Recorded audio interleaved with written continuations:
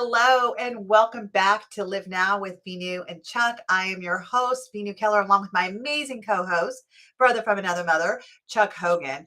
We want to welcome you to Spanglishville Network and her network on Zingo TV channels 250 and 251. Please remember to download both the Zingo TV app on the respective app stores on iOS and Android devices. While you download, make sure to rate and leave a comment. This app is free. Zingo TV is also available on Google Chromecast, Amazon Fire Sticks, Roku Sticks, and all smart TVs 2016 and forward. So tonight, Chuck and I were just talking about what do we want to talk about today? And, the whole purpose of this Live Now is that we're really coming into our own where, we hear so much negativity on the news and we hear so much, rumors and gossip and stuff like that on social media. And we have to filter through what's really going on in the world and how is this relatable to me? So Chuck and I, when we decided to put our heads together to create this show, our intention was to really look at how are we living our lives now, regardless of what's out there in the ethers, regardless of what's going on. How are we living now? How do we stop looking at the rear view mirror of what yesterday was? Because that's literally what we say, yesterday's a history, tomorrow's a mystery. Start living in the presence now and be excited about the mystery of tomorrow. And so, in keeping in line with our purpose of this show, we really wanted to talk about commitment. And before you commit, how important it is to get clarity. Because, although we can't see you, if you're listening, how many by a show of hands have things to commit to every day? Most of us. I know you're raising your hand. If you're not, you need to raise your hand because we're constantly making commitments. If to anybody else, to ourselves. And are we getting clarity in the areas that we need to make sure that our commitment is authentic? Yeah, I mean, it's powerful, Veenu. It reminds me of when you're a kid learning how to drive. Yes. And you're like, ooh, different road conditions. And everyone else, you're like going, oh, this is so easy. And you're like going, no, it's foggy out. I can't see the next block. Or, whoa, these are turns and curves. And it's like, I don't know what's coming around the corner. And yet somehow through year after year, and with some experience and time, you get to the point where you develop what we've discussed as that unconscious competence, where it's like, you're home before you know it. You're at work before you know it. You're dropping off the kids before you know it. And you're like, oh, you just happen to get to your destination. And it wasn't that you were aware of every single thing, but you had clarity as to where you were headed to, and you knew exactly the road ahead. Right. Right. And that sounds great until you get to the road you don't know, or there's a detour, or the road is blocked. And you're like going, I've never been in this neighborhood before. No, you've been through this portion of this neighborhood. You never had to get off the highway. So when you're, cruising by at 65 miles an hour, I guess it depends on which state you live in, and we'll make it California rules, 55 miles an hour. And I go, okay, then have you ever got off at this exit before? They go, no, I've never had a reason to go there. And I said, well, you do now. Right. You do now because the highway ahead is blocked. Where are you going to go? Now, why is that important? Because now you got to commit. You need to go ahead and make a commitment to what is the direction you're headed in. And do they always mark the detours and the signs clearly for you? And I go, oh, nay. No. Sometimes you get off and you're like going, ruh-roh, left or right? Well, I don't know. And there's this tendency, and we start to go, where are all the other cars going? Where's everyone else headed? And we get this herd mentality. Let me just dawn something on you for a moment, everyone. This is the old adage of, if all the other lemurs are jumping off the cliff, are you going to join them? And it's like, well, there is a tendency for us to find safety in numbers. And here's the thing about clarity. And Veenu hit the nail on the head. This is your clarity. This is for you and meeting your needs at the highest level. See, one of the challenges of being a leader is that you don't always march to the beat of the same drummer as everyone else. That also means leaders go first. So that way you're like, wait, ruh-roh, I'm the one leading the pack. I'm the one that's in the front. And it's like, yes, you are. So what does that look like and feel like to you? So what would you say to someone, Vina, if they find themselves being, I'll say, the adjunct leader of the group, or they've been given a task, or they're the captain of their soccer team, or they're head of their chorus line, or their choir, or their singing group? What do you say to someone? I say, lead from the pack. Don't lead from above observing. Yep. I would say, reach inside and dig deep on why you are the leader. There's some gifts and qualities that you possess that other people saw in you to know that you will find the solution. And Hmm. the solution's not always going to be easy, you Nope. know. And it's funny because when you're saying, if a pack of lemurs jumped off the cliff, would you? So here's what I have to say. I would need clarity if they're going to be okay before I did it. And I would need clarity. Did they have fun doing it? And if they're okay, and then I would do it. But again, I need clarity. I don't want to just, like you said, be part of the herd. And I feel like with COVID, that was a Hmm. big test to Yeah. find out who are the sheep and who are the lions. Yeah. You know, were you forced, or were you presumed forced to follow the pack? And I'm going to tell you, I had some good friends that lost years in their jobs because they refused to be part of the sheep. Hmm. And so they did have a choice, and they said they're going to quit or get fired before they did what they needed to do to stay in that position Right. and figure out the solution afterwards of how they're going to pay their mortgage, how are they going to put food on the table for their kids, how they had to lose 40 years in their careers. And Or their health and vitality. I mean, how many that's, people that thank you. decided that Thank it you. was an imposition on their personal, it was a personal affront to them. Yep. And I said, okay. And they go, well, what do you think, Chuck? And I said, what I think doesn't matter. Nope. I What do said, you think about your body? What do you think about, where you want to go, where you want to live? Chuck, it's so funny because I was telling you I started to document my 50, my journey on this road called 50. yes. That just started for me recently. And my live today on my YouTube, I was talking about sitting at the restaurant today with one of my daughters. And I was looking around, and there was a lot of people that had a lot of gray hair. And I remember when I was little, if you had a lot of gray hair, I automatically called you a grandma. Like, that's a grandma over there. Like, that's just, I assumed you're a grandma if you had gray hair and you had a lot of wrinkles and you were kind of smaller. And today I'm looking at them and I was like, so I now really do have all gray hair, but thanks to Redkin color, you can't see it. Um, and I'm like, and I'm a grandma, right? I'm a grandma. And I was like, oh gosh, am I one of those people now?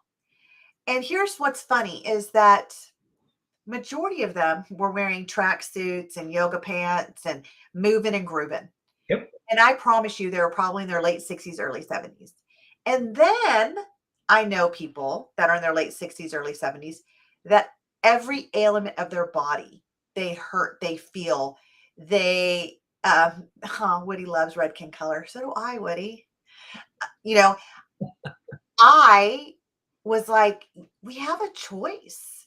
Yes. We have a choice to be present in our body. And you said that the vitality in our health, they made a choice. And every day we have choices. But again, what do we want to commit to? And what clarity do we need in order to commit to? I'm going to tell you, sitting at Crackle Barrel this morning, I got enough clarity. I am committing to not feeling all my elements at that age. I'm committing to rocking the yoga pants at 70. Okay. Like, I'm making a public commitment. But again, I got enough clarity of watching today to know that that's possible. I mean, look at our close friend, Joseph McClendon III, who's in his 70s.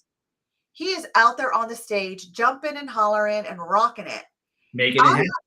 have no clue Yep. he was in his 70s. No. That's what I want. That's what I want. Well, and here's the other part to this. Clarity is not predicated on certainty. True It's story. not. It's not. And so people go, I'm certain that at 70, I'm going to have some things going on. I said, why would you even like prognosticate that? Why wouldn't you go ahead and see yourself in the affirmative? And, to our brother from another Joseph, I love what he has to say. He has this philosophy about people. And he goes, everybody loves me. They just don't know me yet. And I was like, wow, what a methodology to put out. What a absolute, level of commitment to just say and espouse. Why? Because I go, he has clarity that he makes a difference. He has clarity that he's a force of nature. He has clarity that he's a force for good, a force for God, and that he's not someone that's going to sit on his laurels and let someone else define for him what reality is. He has chosen that reality is what he makes his life and how he lives his life. Another person who's like that is our brother who's on here that just commented, I love Redkin color. And Woody Marks is another one of those people. He's a loving, kind soul who's driven beyond measure, who's learned that he can espouse to create whatever business model and have success and thrive. And it's beautiful to see people who are living their life at that level. Why? Because they don't let someone else define. They are not a lemur. They are not just jumping on the cliff, off the cliff aimlessly. They're actually looking around and seeing all the possibilities. And I just want to add something is that during COVID, if you chose your health, and part of that was what people were pushing for, it doesn't mean you're a sheep if you chose that. Like you chose it as part of your health, not out of fear, not because everyone else was doing it, not because, because I do know a lot of people that chose to, take the route of what was given to them, but they didn't care if it was on the news or not. They were like, where do I get in line? The minute there was an opportunity, they're like, where do I get in line? Like, I know this is for my body. This is what I need. It was a belief. Yes. They got enough clarity to make a commitment. And this is what this is really about, right? It's not about the choice you make. And that's not what mine and Chuck's, purpose of this conversation is. It's really about, once again, we need clarity in order to commit. Because here's what I see, Chuck, and I'm curious what you see too. So Chuck and I both coach. We coach different types of people. I coach kids and parents and some other adults.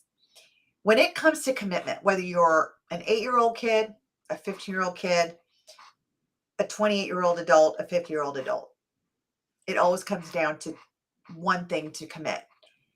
They don't have enough clarity. Mm-hmm. And some certainty, some of it's certainty, but I think certainty falls along. Like if you got clarity, you can get your certainty. You can't get certainty without clarity. No. And I would say that part of it's faith, that you believe in the good in people, that you believe that the universe is conspiring and has your back. Right. That as long as you maintain your core essence of being a good person and that you live in this attitude of gratitude, if you want to call it this karmic state, then they go, oh my gosh, Chuck, you're just like full of unicorn snot and pixie dust and, the world's a beautiful place and Hakuna Matata. And I said, yes, because here's what I know. And I know this without hesitation. If you're committed to moving towards the things that you need in your life, oh, that's like beautiful. A nice jam. I'm getting this like beautiful love vibe over here. If you are committed, then it's very simple. You're automatically moving away from things that you're looking to dissipate or get rid of in your life. Right. And so why would we worry about trying to eliminate different things and get rid of different things in our life? Because right now, it is so rewarding to know that when you're moving towards a space and a grace that serves you, that you feel full. Right. And so I love this music. I know. I don't know where it's coming from. I have no clue where it's coming from. Love Lives.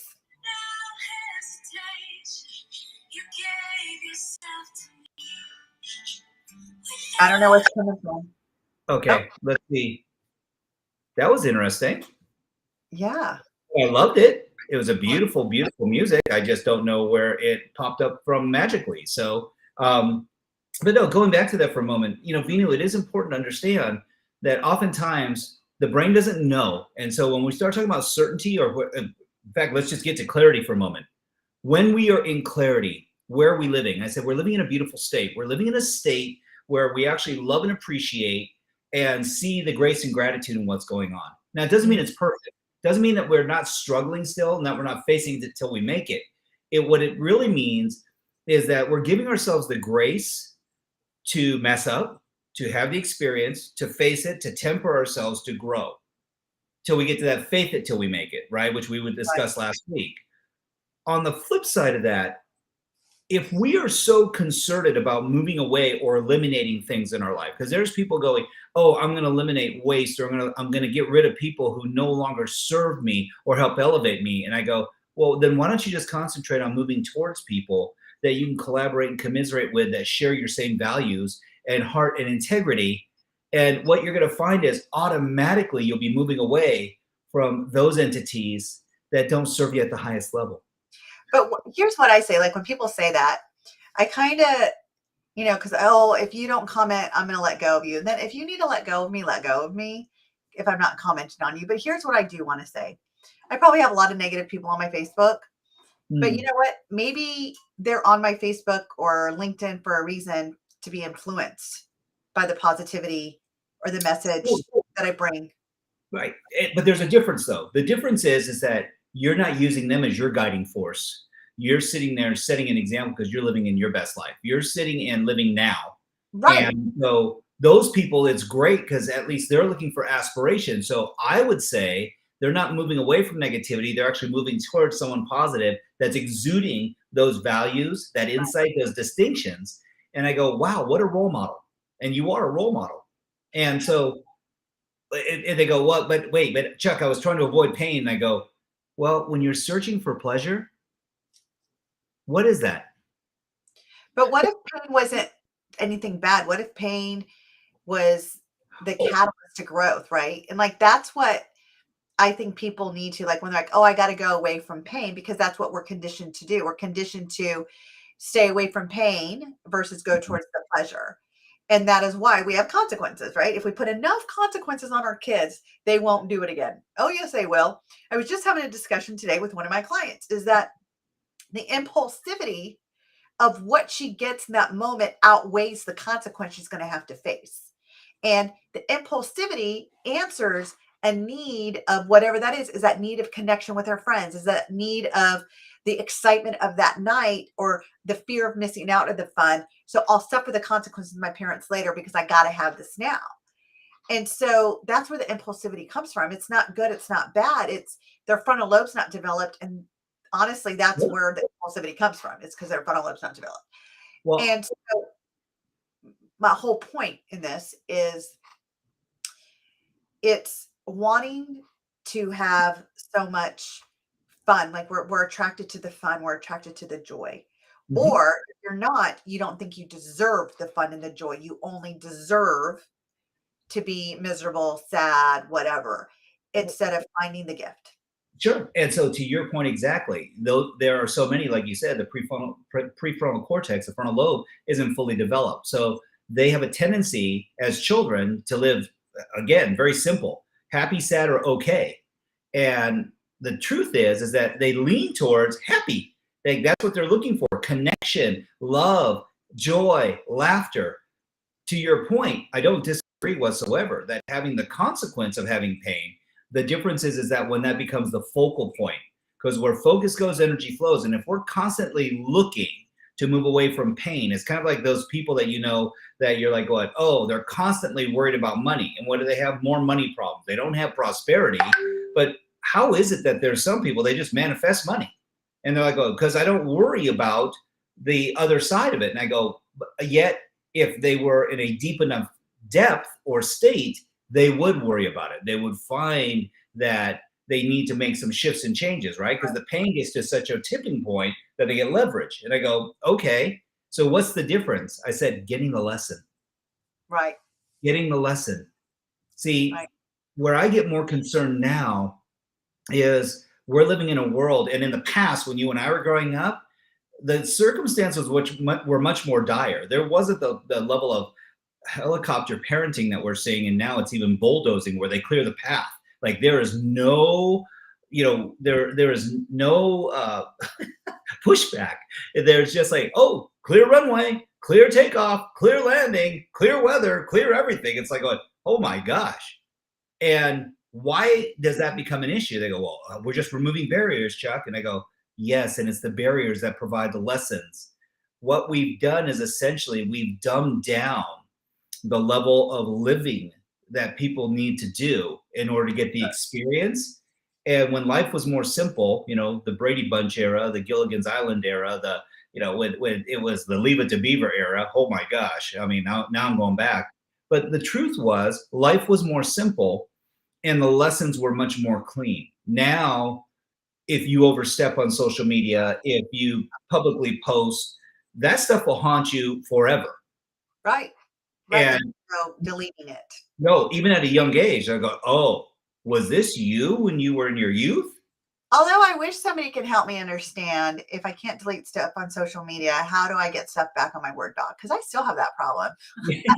Like, for God's sake, do I got to go to the FBI to get my doc back? Because I didn't save it. One day I'll learn how to save it. But seriously, though, I think here also is teaching our listeners, Chuck, if you would, the idea of how to get clarity. And for me personally, it's really about staying in a state of curiosity. It's being curious and asking the right questions to get the clarity that I'm actually specifically looking for in order to make the right choices. Because here's the truth. We all have choices. Yep. Every day we make a choice to wake up. We make a choice to get out of bed. We make a choice to have a good day. We make a choice to have a bad day. You could have everything going wrong. Today was funny because it's like everything was slipping out of my hand. The tomatoes all fell over the floor. Then I picked them up, and then my drink fell, and then I picked that up, and then my iPhone fell, and then I picked that up. And I'm like, really? It's one of these days, right? So what's the gift here? So I could have got mad because there's a part of me that really got frustrated because literally everything I picked up literally in the first 2 minutes was falling out of my hand. Or I made a choice to not allow this to set the tone of my day. I made a choice not to let it set the tone of my day. And so what choices are we making each day? And what clarity do you need to make a better choice, to commit to a better choice? When I coach, the first thing I do, because I can get on a call with my client, and I'm sure you do this too, Chuck. How are you? Well, I mean, I'm okay, I guess. Great. Hold that okay thought. Let me ask you, what's been great in the last week? Like, I want to set the tone of getting them back to that there is greatness in amongst everything. There is greatness in our world, and we don't have to look hard for it. No. It's a choice. It's a choice that we think it looks hard. But again, you said it. It's setting that precedent of where those values came from, that it's hard to win. It's hard to have a good day. Oh, you say that because you're not depressed. Trust me, and you know this, Chuck, I was depressed for a too long of a time. I wasted so much of my life under the title of depressed and anxious. And I was on antidepressants and anti-anxiety, and it was a waste of my time. And different people go to different things, right? I mean, if you went to an emotional state, and you and I talk about this all the flipping time, and it comes down to, how do you need to feel most often? Yes. I was having this discussion this morning. I had an accountability call with a friend of mine, and he goes, thank you. Because last week he was like going, how do we close the gap? He goes, how do I get out of procrastination? How do I get out of not moving forward in my businesses? And I said, it's actually really simple. I said, and we've had this conversation over and over again, and it didn't land. He goes, it landed this time. Chuck, I made 2 lists, moving towards, moving away from. And he goes, and you know what the interesting part? They were almost identical opposites to one another. And I just decided I'm going to move towards this stuff. I go, and what'd you find? He goes, that I was automatically moving away from this. I go, aha. So what's the prognosis then? He goes, that is so simple, that if we just decide how we need to feel, Where focus goes, energy flows. And we've heard this from Tony Robbins. We've heard this from Zig Ziglar and Jim Rohn and on and on and on and on and on. And Jim Quick says, hey, whatever you follow with I am is who you are. I go, so if you say that I am grateful, if you say that I am loving, if you say, and these are the things that you need to feel most often, you are unconsciously programming your system. So I'm going to go Chat GPT 4.0 on us for a second. You are setting the prompts in your own body, in your own being, as to your body, mind, and spirit, as to where you get to move to, as to where your focus goes. And it's like, oh my gosh, is it that really that simple? And I go, I'm not that freaking smart. Yes, it's that simple. It's that simple. And to your point, then we can start to develop identities around this and the conditioning around this. Yet it comes down to that one thing. And we ask these questions how often? All the time. How you feeling right now? Not 5 minutes ago, not 5 minutes from now, right now.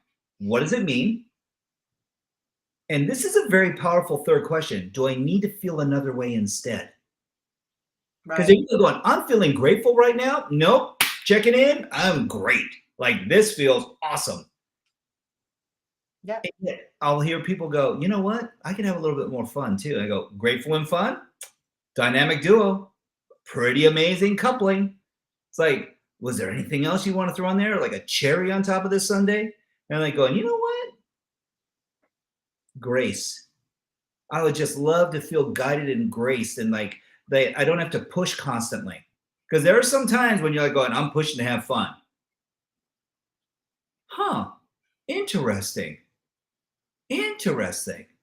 But if we actually ask ourselves, and give yourself, the opportunity to listen to self and go, do I need to feel another way instead? And I'm glad that Emily, you found this, as an interesting concept, because how do we ask kids? We ask them all the time, how are you feeling? Right. And if you go sad, it's like going, oh, so what's making you sad? Well, what makes you happy? Just like exactly what you said. Or what do you want to feel instead of sad? Absolutely. I mean, that's like the biggest thing. What do you want to feel instead? And a lot of times kids say, I don't know. And you know why they say, I don't know? They don't know if they're going to give you the right answer. They don't know if they're going to piss you off more. They don't know if they're going to get your approval. They don't know if they're wrong or they're right.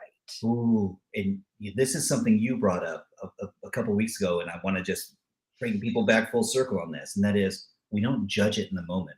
I'm going, oh, well, it's a choice. It's like going, okay, well, let's let it be okay to feel sad for a moment. Right. Not have to stay there. Correct. Right. That's like the biggest thing is not staying in it. I tell people all the time, like, I am not the happiest person all the time. And there's no sense in putting it on social media when I'm not, to bring more attention to that, because I'm not going to stay there long enough anyway to put it on social media.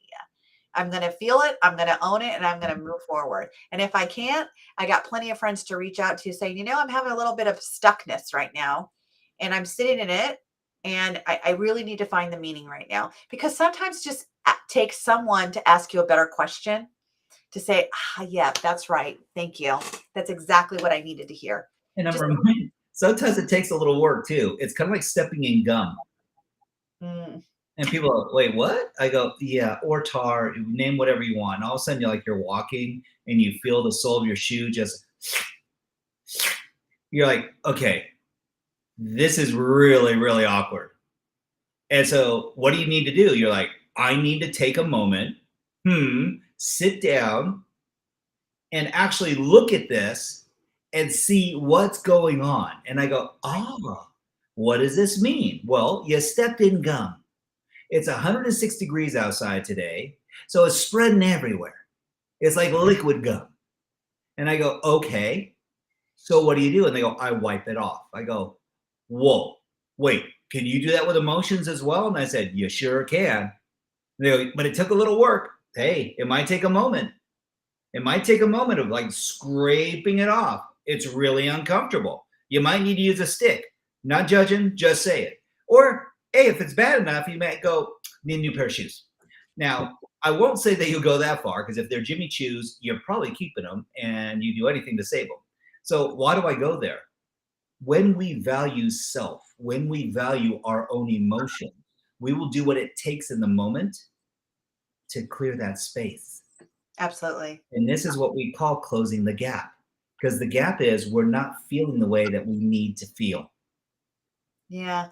And then you have to think, it was my gum karma. All those times I spit my gum out when my mom told me not to on the sidewalk, it's caught up with me. It's my gum You karma. can't swallow it and you can't spit it out. And I was like, go ahead, say, save your wrappers, people, save your wrappers. Yes, I'm pointing at all of you. You don't want gum karma. But seriously, I think you're right. I mean, you're in that. And, and one of our listeners said, our kids just aren't used to being asked. I mean, oh, we're so used to, especially when you and I were growing up, Chuck, it's our parents, we're seen, not heard. My best friend, we've been best friends for 44 years. wow. And yeah, we just have that friendship. It's just one of a kind. I know everybody wishes they had a Tiffany, and I'm so glad I do.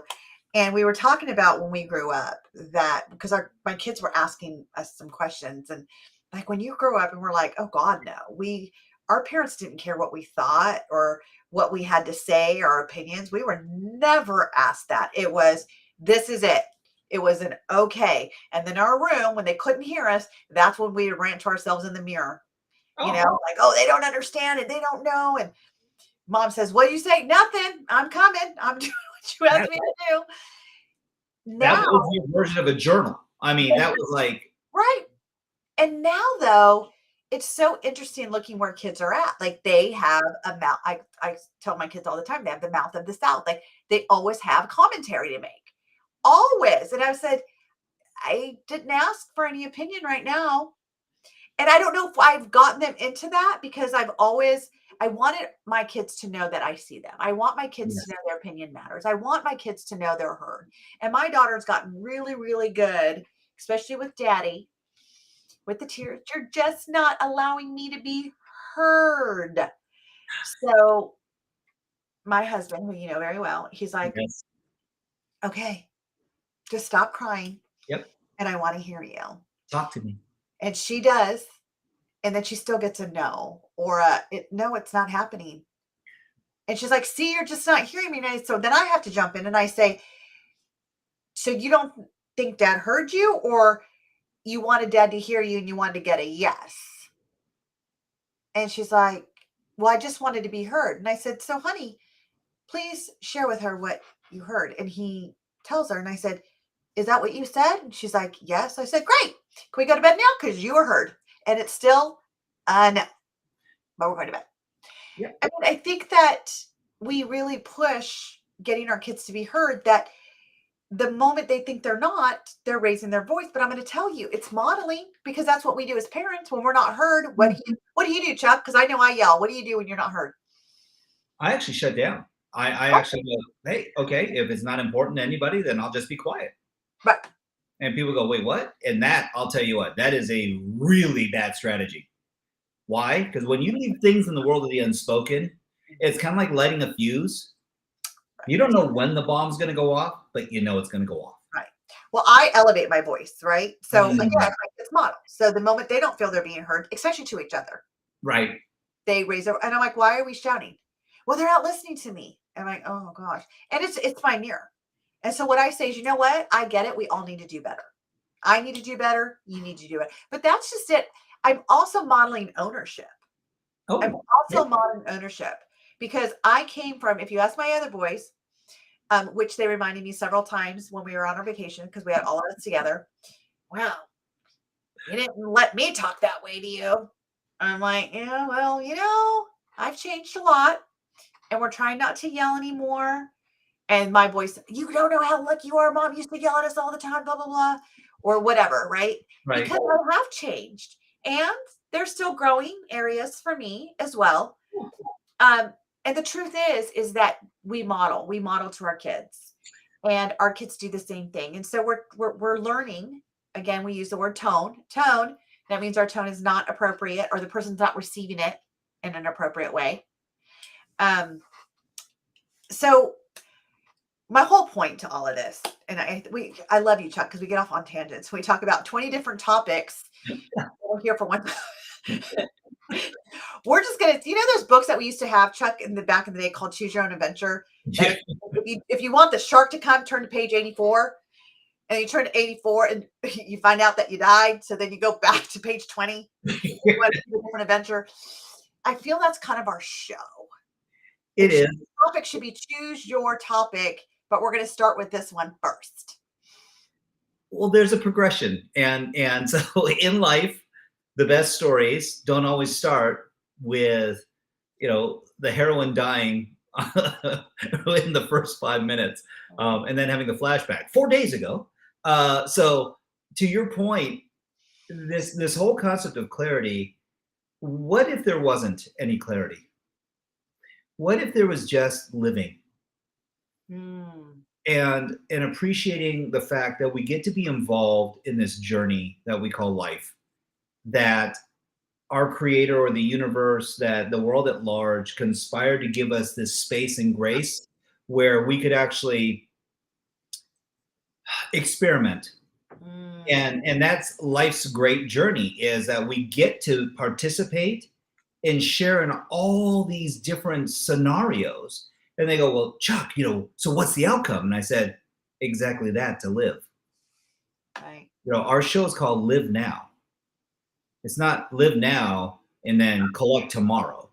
It's like, because yesterday is history. And so those, and I want to be very clear when we say that, because oftentimes we go, oh yeah, that's already in the can. It's already done. And I go, no, it's to be relished. Did you create magical moments? Did you have these opportunities and lessons and learnings along the way where you can look back and go, wow, what a rich life. I don't know of too many people, Veenu, that go on their obituary that they go, oh, wish I would have done more. Oh, wish I would have put in more work hours. Wish I would have made more money. Is that really even germane to the conversation at that point? Well, I have a different question. What if clarity, the only clarity that we actually needed was the clarity that we're going to make the right choice at the right time in the right moment? What if that's the only clarity we needed to commit? Love that. And that it's in our uncertainty that we actually have the most excitement and variety and lessons and learnings. As our brother from another, Steve Linder, would say, that there is no growth in comfort. That, another C word, but there is so much connection and collaboration. There's so much continuity in consistency. And so when we are doing things that move us, guide us, shape us, how do we know that they shape us? How do we know? I go, well, if you do it once, does it, if I do one bicep curl, does that give me the results I'm looking for? And I go, well, if I do it consistently, I start to see a trend. If I'm eating healthy consistently, I start to see a trend. Joseph's living proof of that. To see a trend. Sorry. That's okay. That was my time. And so part of it is that where do we find this authenticity? Right. Because I honestly believe that that's what clarity is living in authenticity, living in the moment. And I know that's going to sound very cliche and maybe a little woo-woo, but I'm going to put it out there anyway. Learning to live without regret. That we don't judge everything, that we don't go, oh, that could have been so much better. And I go, wasn't it remarkable the way it was? Wasn't that beautiful in just what occurred in that moment? And not having to downplay it or compare it against something else. We can actually go, wow, and just be in awe of it for whatever it is in that moment. I think that one tool that I used to get out of regret, because I used to have a lot of regrets, was just finding the gift. Like in anything that I'm like, oh, I regret that decision. It was finding the gift. And the moment I found the gift, like, sure, I would love to have a redo on some things in life. But there's still no regret with it, because I would not be who I am. I feel like every moment in my life, this moment with you in my life, is going to shape me somehow. It's just knowing. It's again, it's my belief that every moment in my life plays a role of who I am and the decisions I get to make. And that's just it, that I get to make. That's get to instead of have to. What a profound observation. And there are so many people that feel like they have to. They have to do this. They have to be this. They have to act a certain way. And in order to get what they need the most, which is love and connection, and it's like, ooh, that does not feel good. Because now there's conditions that are put on this. There's like requirements, and it's like, oh, I've got to check all these boxes before I get what I need. It's like, wow, wow, Right. wow. And we should probably do another show on this, but it's taking the conditions. Like if you had no conditions, Mm, what would life look like if there was no conditions that we surround the decisions that we make? yes, Again, if you took off the clarity, like if you had no clarity and you were just present in the moment. And so that because that, oh, I need clarity, that's a condition you're putting over that commitment. Just choose. Just make a decision, with a blind decision and just get excited about it to see what that decision that you make gives you. Because I'm going to tell you, yes, I have not made all the decisions I think I should have made, but I am 100% guaranteed I made all the decisions I needed to make. that is a beautiful, beautiful testament to getting out of your head and and having that faith, right? It's that I appreciate the fact that, and I've looked at that so often now. I mean, I go, wow, what a mammoth period of screw up. And yet I can't take it back. I've already atoned. And so what is the lesson? I said the lesson is that believe in grace and be better. Because I know if I'm being better, I will do better. That's a fundamental. I go, okay, seems kind of duh, Chuck. But I go, there's a lot of times though when people will tell you exactly where they're going. They're going, oh, I'm doing my best. I'm doing my best. And I was like, okay. And how does that feel? They go, it's a struggle every day, Chuck. It's a struggle every day, but I'm doing my best. I go, well, what if being your best wasn't a struggle because it's who you are? Right. Wouldn't you automatically do better? I don't know. I've never tried that route. It's like, oh, so you've been living the definition of insanity and then expecting a different outcome. I can see how that would create some conflict within you. And how does that feel to you? And they go, holy smokes, that feels really like clarifying. Right. Awesome. Because comparison is where we create complexity. Right. And there's a difference between measuring. Like I can measure the temperature outside, but if I start trying to figure out global warming all on my own, or that these weather patterns or the significance of everything that's going on, I go, okay, that is way more complex. So what can I do? And I go, I can actually make sure that I'm being a responsible person. Right. I'll And tell you, when you talk about, comparison, um, comparison steals our joy, but it does more than that. Comparison steals everything. It steals um, our joy. It steals our worth. It steals our identity. It steals our authenticity. yes, Because if you're comparing to someone else in order to reach what you want, how does that make you feel when you're not there? You know, there's so much I wanted, right? Like when I'm little, like all the blonde hair, blue eyed girls, guess what? No matter what I do, I'm never, ever going to be blonde. And if I did, I look ridiculous. Blue eyes might look cool though. But even with the contacts with blue eyes, like you're still going to see that I have brown eyes underneath the blue eye contact. It's like no matter what I did, I was never going to have that. So I could sit there and wallow that I'll never be as pretty as these girls, or I could just own the fact and own where I am beautiful, where I am pretty. And that was a hard concept, like oh, sure. so hard. And I also never had anybody tell me, stop comparing because you're taken away from who you are. And that's really what keeps you in that. And we talked about that imposter syndrome. Yes. You know, it's that fake it, like what we just talked about last week, fake it to make it, right? Fake it, face it, faith it. Yep. It's not until you're in the faith that you get to really live in the authenticity of who you are because there's no comparison there. And it's what you give up. It's not what you take on. People go, oh, I've got faith now. And I go, no, you have freedom because you've forgiven.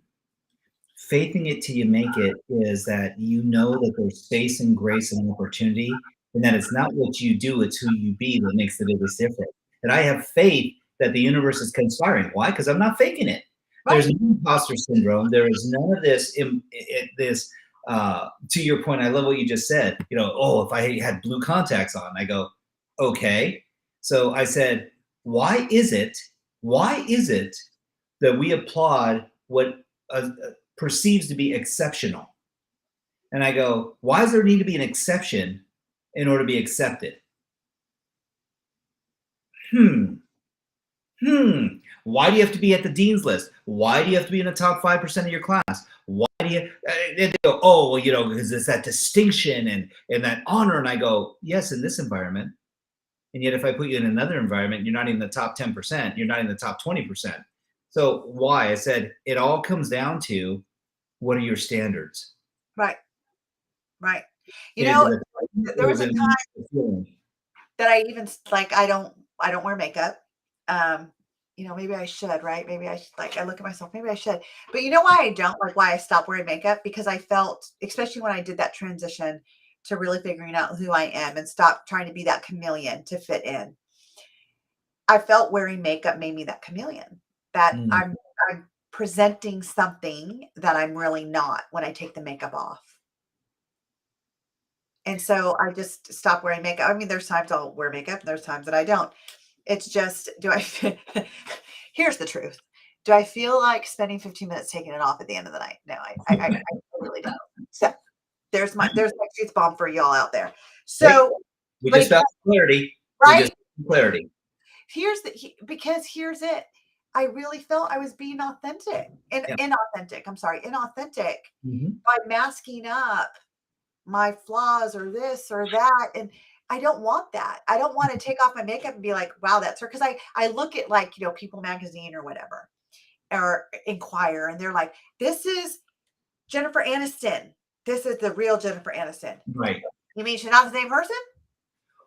Well, and so how many people are doing this with their emotions constantly? They're just putting on a mask or a makeup. They're having a makeover. They're putting, the eyeshadow of life so that way that's glossed over. They're ghosty or shadowy, or their cheekbones or their contouring. And I go, how many people are contouring their emotions? How many people are contouring their identity to fit in that moment? And then when they have to take it off at the end of the night, you're like, oh, Well, of course. oh, what happened? Where'd that person go? And it's like, oh, well, they're a supermodel during the day. And then at night, when the makeup comes off, you're like going, oh, they're a normal human being like the rest of us that have feelings, emotions, and wants, desires, and limitations like anybody else does. Yep. Wow. Interesting. Oh gosh. So Chuck, it's been a great show again. Lots of different roads we could have taken with this. And you know, thank you for bringing this topic, because I really think that this was important, you know, to really look at, do we really need clarity to commit, or can we commit and have clarity in who you are and the choices that you make are the right ones for you? I just want to, we have another minute left. I just wanted to put a shout out there to the victims of the Lahaina Maui fires. You and I both have some good friends that live there, Robin Muto. Yeah. And if you Yeah, feel she's compelled, okay. She's okay. I've reached out yeah. and heard So from her. um, if any of our listeners out there feel compelled to help, there's families that were charred in their cars. Unfortunately, I was talking to Robin today, and the kids were out of school that day, so parents were at work, so kids were left alone in Yes. their homes. They're in need, guys, and there's a hurricane coming right for them right now. So if you go to ignitealife.org, you can donate. 100% of your donations goes to the victims. They don't even take admin fees. Okay, so if you feel compelled, please go and donate today. They really can use your support. There's a couple other fires that have broken out on Maui. So I just wanted to put that little shout out there. We generally don't do that, but right now, our friends are in need. And Chuck and I just wanted to kind of share that brief message with you all. So again, it's ignitealife.org, and we'll make sure that that's up on our social media as well. Thank you all for joining in. Great conversation with you tonight, Chuck. If you're finding value in the conversations, please do follow Chuck and I on social media for more discussion. Thank you again for the conversation tonight. This show can also be heard on Spanglish Radio Network. Check out www.spanglishworld.ca for all your news and programming. Spanglish World, watch it, hear it, read it, download it, and live it.